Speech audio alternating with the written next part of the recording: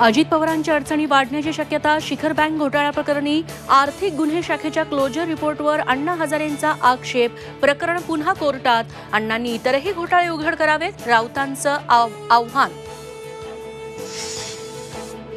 खासदार निलेश लंके वादाच्या भोवऱ्यात. पुण्यातील गुंड गजा मारणेकडून लंकेंचा सत्कार. जिथं सत्कार करण्यात आला ते घर गजा मारणेचं असल्याचं माहीत नव्हतं. निलेश लंकेंचं स्पष्टीकरण. राज्य विधिमंडळाचं पावसाळी अधिवेशन 27 जून ते 13 जुलै दरम्यान मुंबईत. 28 जूनला मांडला जाणार राज्याचा अर्थसंकल्प. आईस्क्रीममध्ये सापडलेलं ते बोट कुणाचं? पोलीस तपासाला वेग. बोट महिलेचं की पुरुषाचं? किती दिवसांपूर्वी बोट तुटलं? फॉरेन्सिकच्या मदतीनं तपास सुरू. नागपूरच्या धामणा गावात तणावपूर्ण वातावरण. स्फोटातील मृतांचं पार्थिव स्वीकारण्यास नातेवाईकांचा नकार.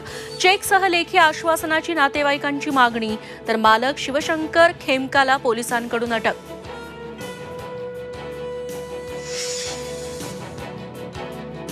राज्यभरातील 1,500 वारकरी दिंड्यांना 20,000चं अनुदान देण्यात येणार. मुख्यमंत्री एकनाथ शिंदेंचं आश्वासन.